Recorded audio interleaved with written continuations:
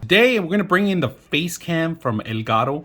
It's another camera that's 1080. It's not 4K, but it has some features that are pretty unique in here, and we're gonna take a look at them. So let's go ahead and take a look. All right, guys, look at this. Camera's a little bulky. Has a Type C, 5 volts in the back. All right. It comes with its own clip for the actual monitor. So you got that little clip in here. Rotates many degrees. You could take it off and maybe put it on a tripod too, if it's possible. You can do that. You could take this off completely. I like that it comes with the lens clamp. They give you the book and they give you a long cable, probably 10 feet cable. So it's Type C connection to regular Type A. You can see you plug it in and then you just adjust it. So let's go ahead and record and see how well it works. And we're going to test out the microphone too on it. So let's go ahead and give it a try. We're going to start a firmware update on the actual camera itself. So camera automatically turns off until it completes the firmware. And this is mandatory if you're going to start adding more features to it. You want the camera to get the best resolution. So, all right. So let's take a look at some of the details that the Facecam has, Elgato Facecam.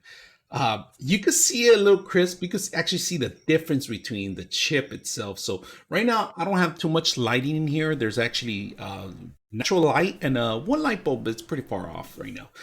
We have all these things, all these settings in the back here. So if you guys can see the zoom, Elgato, which input do you want to do?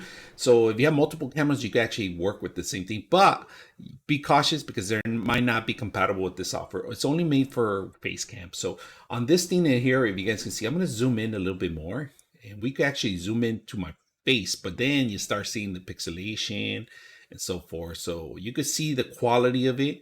It's 1080, but it's trying to capture and fix itself. And there's a lot of details. I know I need shaving. Contrast, you can mess around with the contrast itself, make it darker, better. It's up to you. Right now we had it at 30, so we're gonna have it at 55.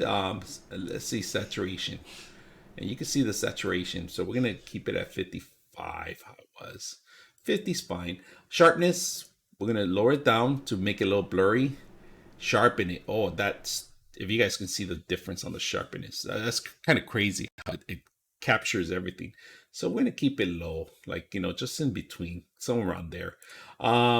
Automatic, exposure, we set it up. We could change this, and this is pretty much without the automatic. So it darkens the whole entire room, of course, when you want to make sure you want to capture it automatically. There's different settings on this one. It's actually metering. You could have center, weighted, and average. That's pretty much what you have. Let me see on this one. We could change. Oh, wow, look at that one. You can make it bright as daylight or dark as the same thing. This is the exposure where it was.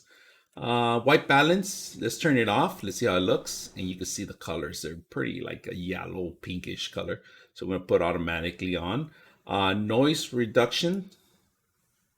That's pretty much, you can see the blurriness on it when I actually do it. Look at my eyebrows right here. Like you can tell right there.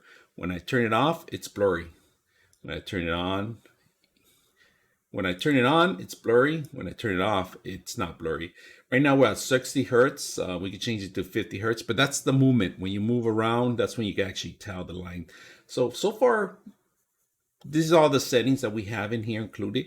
There's much more, of course. There's right now, it's tracking my eyes, but you could actually do square, and you could do mirror. So say you want to flip or you want to show some information over to the other side, you can do that. This is how it's supposed to be look like, because right now my room looks like if it's on my side, but in reality, this is the thing that they're supposed to be looking at in one way or another. So this is the way you want to set it up. So when whoever you're going to be talking to or announcing to or presenting to, this is the way you want to make sure your letters actually look correct on that side.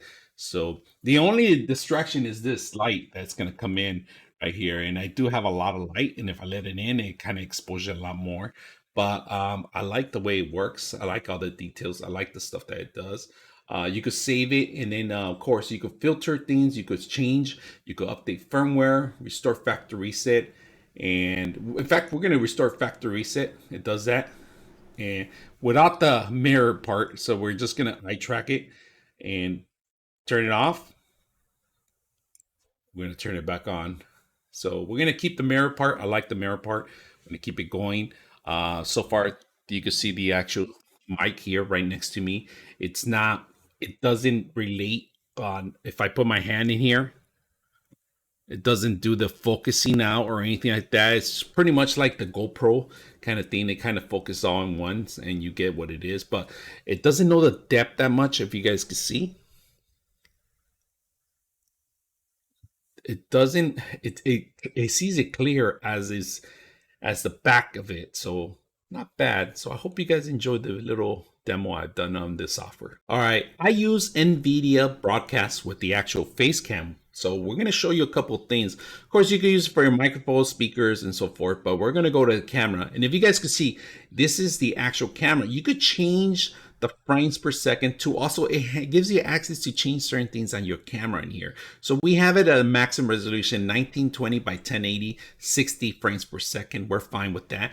Right now, we're going to change a couple things. So we're going to do background blur, and basically you just turn it on and it kind of gets rid of the complete background. So it does the same thing as Zoom, as other programs, and of course Teams. You know, you can do this on that. But if you notice, it doesn't use too much of the GPU or CPU. It uses the actual camera input, the chip that it has built in. So it'll save you some more resources on it. So we're going to continue on with removing stuff. Like we can remove the background, you know, replace the background, put your own background in the background.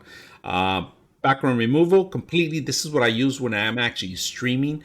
I don't want anything to be in the background. I use this feature a lot, so it kind of cuts me out, and it's one of the best programs I use. And of course, you know, if you move your elbows and stuff, it's not going to recognize too much of the corners, but you can move your head and it recognizes your head really accurate how it is. It's actually a lot better than some of the green screens that are out there. So I like this feature a lot. I use this for all my streams. Now here's noise removal. Of course, you know, it's basically, it just removes a couple of the blurriness and stuff like that. And this removes the effects, of course, and it goes into auto, of course. One of the best things I like is I always keep it on blurriness or background replacement, or like I said, I always go into the background removal. This is probably one of my favorite features of all. I do attempt to actually use this throughout my streams, and this combined with the camera and the software, it's pretty good combination. So I hope you guys enjoyed the video.